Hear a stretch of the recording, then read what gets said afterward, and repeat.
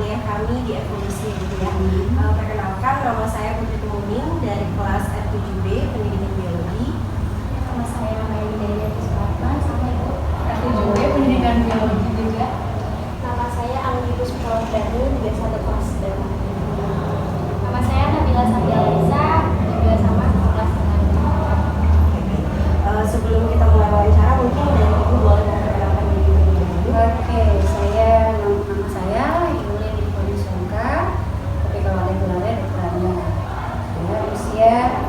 Usia ya? Usia 53. Terus pengalaman mengajar, kalau berapa tahunnya itu dulu ya, cuman karena ngajar pertama itu tahun 94. Belum lahir ya? Belum lahir saya. Iya. Jadi asal perguruan tinggi, saya ikut ini aja ya. Iya. Oke, asal perguruan tinggi saya dari Universitas Patimura Ambon. Jurusan IPS sebenarnya. Jurusan IPS, program studi sejarah. Dan sekarang mengajar sejarah. sejarah juga. Terus apa ini? Ke kuliah. Kuliah berapa tahun? 4, kurang lebih 5 tahun. Terima kasih Ibu. Sebelumnya boleh kita lanjut sebelum wawancara. Baik, untuk pertanyaan yang pertama ya Ibu, mohon maaf, apa yang Ibu ketahui mengenai teori evolusi? Evolusi itu lebih kepada perubahan, tapi dia bersifatnya lambat. Kalau di sejarah seperti itu. Jadi kalau dia bersifat lambat, jadi kalau lambat dalam arti misalnya kayak kita bicara tentang manusia. Manusia itu kan nggak selamanya dia lahir langsung besar, tapi kan dia ada proses, itu evolusi kalau menurut. Untuk pertanyaan yang kedua Ibu, apa yang Ibu ketahui tentang Lamarck, Darwin, dan Kalau Lamarck, kebetulan saya baru baca juga, sebenarnya sama dia dengan Darwin ya, karena sama-sama juga berbicara tentang evolusi. Cuman kalau yang saya lebih paham tentang Darwin itu tentang asal mulanya manusia. Asal mula dari bentuknya manusia seperti itu ya. Iya, asal mula kan kalau Darwin itu kan kita tahu bahwa dia asal mulanya menurut versi dia itu adalah dari kera, terus baru berubah menjadi manusia yang sekarang. selanjutnya, menurut Ibu adakah keuntungan jika kita mempelajari teori evolusi? Secara ilmu pengetahuan, kenapa tidak? Secara ilmu, kita tidak lihat dari sudut yang lain, tapi lihat dari sudut ilmu. Ya memang kalau kita lihat ciri-cirinya memang hampir sama. Saya nggak bilang sama, hampir sama. Tapi kalau secara ilmu, apa sebenarnya kita belajar, kita bisa mengetahui, oh ternyata ada loh. Dan kalau kita lihat di museumnya, karena pernah kita kesana juga, kayak Museum Samira, emang iya sih. Gitu. Tapi kalau kita lihat dari sudut pandang yang lain, ya juga nggak dulu. Baik, selanjutnya apa yang Ibu ketahui mengenai manusia purba? Manusia purba, tapi kan manusia yang sebelum adanya tulisan, sebelum dia memulai budaya yang seperti kita sekarang. Selanjutnya Ibu ya, siapakah nenek moyang menurut teori evolusi? Kalau di buku mungkin bilangnya monyet, tapi saya lebih suka bilangnya kera. Karena kalau monyet itu kayaknya kok kayak kasar banget gitu ya. Akhirnya memang kalau bilang nenek moyang kalau kita itu ya Kalau melihat dari teori seperti teorinya seperti itu. Baik Bu, untuk pertanyaan selanjutnya, apakah Ibu percaya tentang teori evolusi, mengapa dan memberikan alasan? Tadi saya bilang secara ilmu kenapa tidak kita mengetahui. Tapi kalau dilihat dari sudut pandang lain jangan percaya. Gitu ya, tapi kalau secara ilmu nggak ada masalah kalau kita belajar untuk memang ciri-cirinya kan kalau lihat jarinya tangannya itu kan iya juga, cuman kalau balik lagi ya nggak juga gitu. Jadi antara ilmu boleh kita terima, tapi secara yang lain misalnya kita lihat dari sudut agama ya enggak. Selanjutnya, apa yang Ibu ketahui tentang adaptasi dan mutasi?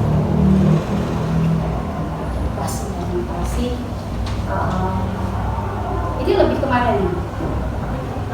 Dari sejarah juga boleh kalau misalkan Ibu mau menjelaskan dari Kalau mutasi sebenarnya yaitu perubahan itu tadi kan, perubahan dari yang tadinya kera, katanya kera, terus berubah dengan berbulu dan akhirnya sekarang kita katanya kalau kita manusia sekarang kan bukan berbulu kan, harusnya berambut. Iya, Nah itu kan adalah adaptasi sedikit gitu, tapi ya itu tadi balik lagi, ya itu kan namanya teori. Teori itu kan segala sesuatu bisa dibantah.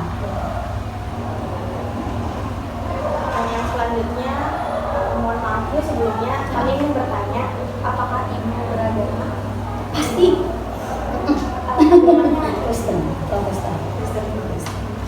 apakah agama ibu mendukung teori evolusi dan juga berkelanjutan? Oke, tadi saya bilang kalau ilmu iya.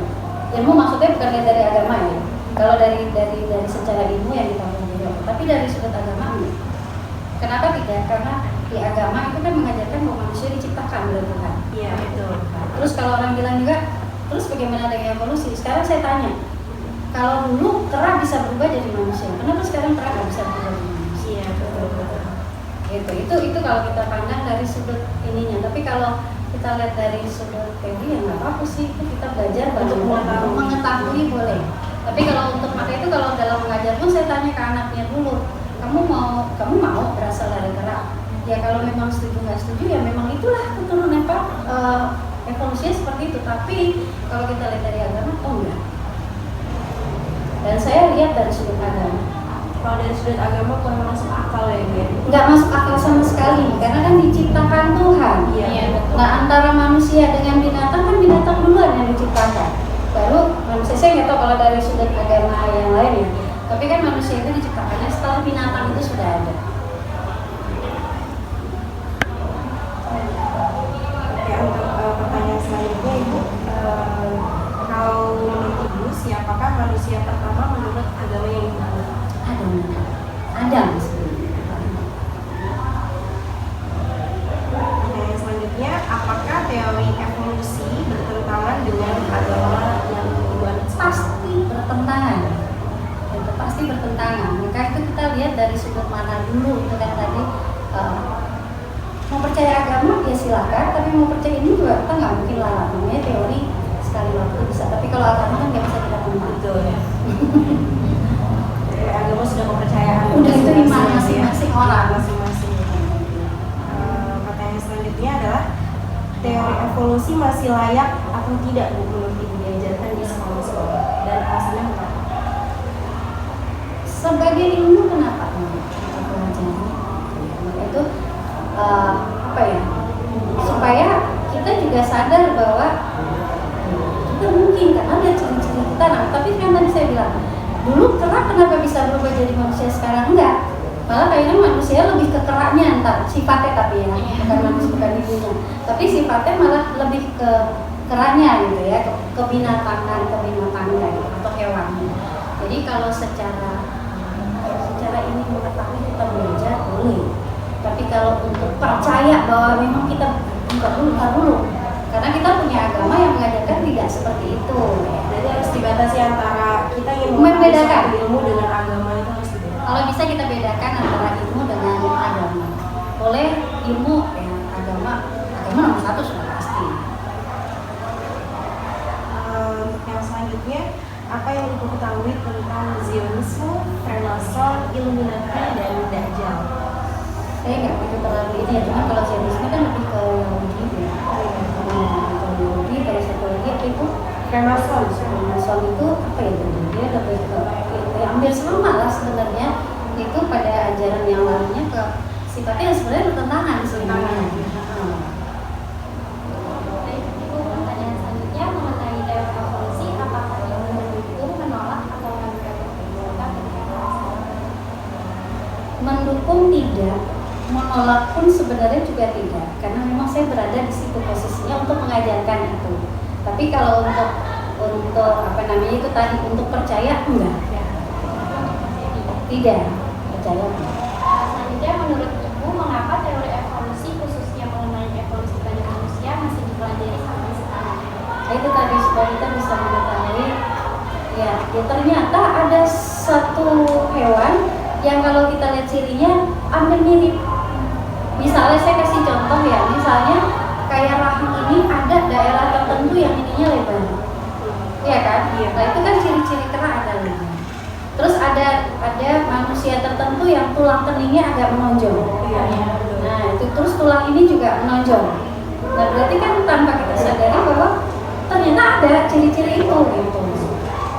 Nah, jadi kalau bilang ya sebenarnya ya lain sih untuk kita pelajari aja, tapi sekedar untuk dipelajari, bukan untuk diakui yang diyakini. Nah, selanjutnya apakah boleh jika kita menjelaskan suatu ilmu atau teori kepada orang lain atau peserta didik, tetapi bertentangan dengan agama yang ibu anut? Namanya teori bisa dong dibantah sedikit ya. Jadi kasih aja, terserah nanti kan apa ya, ini kan anak udah besar. Mereka tinggal kita lemparkan saja, terus terserah kalian mau pilih seperti apa. Gitu. Ada yang kadang-kadang kita suka tanpa kita sadar kadang-kadang kita suka bilang, kamu mau mirip kera atau mirip manusia? Kalau mirip kera, berarti kamu manusia sebenarnya. Cuman ada ciri tertentu yang mirip. Tapi kalau mirip manusia, berarti kamu kera. Kadang-kadang anak itu menjawab adalah mirip manusia. Padahal dia nggak tahu bahasa Indonesia mirip itu kan berarti sama. Iya. Nah, nggak hanya sama, tapi hanya sekedarnya. Jadi kalau apa tadi? Kalau kita harus menjelaskan ke siswa iya atau tidak. Ya itu tadi kita tetap harus dapat membedakan mana teori, mana real. Itu sebagai dari sudut keagamaan. Berarti memang harus hati-hati dalam menjelaskan. Harus hati-hati dalam menjelaskan. Karena tidak bisa disatukan dengan apalagi sekarang kan program SMA itu kan ada kita harus masukkan INTA, iman dan takwa. Ya, jadi nilai keagamaan tetap kita masukkan. Jadi terserah kalian mau pilih. Kalau kalian percaya ya itu hak kalian teori. Tapi kalau tidak, tapi kalau kalian tanya saya jawab adalah tidak. Nah, selanjutnya bagaimana cara ibu menjelaskan teori evolusi, khususnya evolusi pada manusia atau peserta didik? Itu harus bisa apa ya? Secara hati-hati kita harus menjelaskan mereka. Kalau ini hanya teori, gitu ya. Nah, memang untuk membuktikan itu ya memang 2 tahun lalu sebelum COVID itu kita memang pergi ke Sangiran. Jadi waktu ke museum Sangiran itu awalnya kita tidak ada rencana ke situ. Cuman akhirnya saya bilang coba sekali tadi mereka diarahkan itu bukan ke Canggu, Bubur, ke apa itu udah biasa. Coba ke situ. Nah, ke situ saya cuma bilang kalian bisa menilai teori evolusi itu betul atau tidak. Memang menurut kita secara keagamaan memang nggak betul. Tapi dia sama nggak dengan kalian? Sama nggak ini manusianya dengan kalian? Oke, kita mungkin bukan manusia yang pertama banget, kita mungkin yang sudah homo sapiens, yang memang sudah sempurna. Tapi kalau lihat ciri-ciri sama nggak? Ya juga sih Bu. Nah, itu berarti ya ini yang harus kalian tahu, tapi secara agama tidak. Hanya untuk ilmu yang dipelajari. Kalau sebelum Betul. kita tuh ada loh yang Ada, dan memang ada hewan yang sama loh. Ciri-cirinya jarinya 5, sebelahnya. Mungkin dia kalau kita ibaratnya kan dia punya tangan 2 di depan itu kan sama dengan kita tangan, cuman kan dia fungsinya kan beda. Iya. Nah, cuman kakinya dia pendek, kita enggak. Dia berbulu, kita bukan berbulu, kita berambut, saya bilang gitu. Jadi itu ada perbedaan. Oke, baik. Pertanyaannya sudah selesai, sudah habis. Terima kasih untuk jawabannya Ibu, dan terima kasih juga untuk penjelasannya. Semoga apa yang Ibu berikan juga bisa jadi ilmu buat kita juga. Kita saling sharing ya Ibu ya. Mohon maaf kalau dari kami ada kata-kata yang salah dan kurang berkenan. Mungkin itu saja untuk wawancara hari ini. Terima kasih banyak. Sama-sama juga. Kalau jawabannya kurang berkenan juga mohon dimaafkan. Sama aja jawabannya, nggak ada yang beda. Saya rasa guru biologi, guru sejarah sebenarnya sama. Cuma bedanya kalau biologi kan lebih kepada manusia secara langsung. Kalau kami hanya sekedar untuk melupakan kepada mereka Mengingat sejarah kembali. mengingat sejarah asal usulnya kita. Baik, terima kasih Ibu waktunya. Mohon maaf mengganggu ya Bu ya. Mungkin itu saja dari kami. Mohon maaf. Terima kasih. Terima kasih juga ya.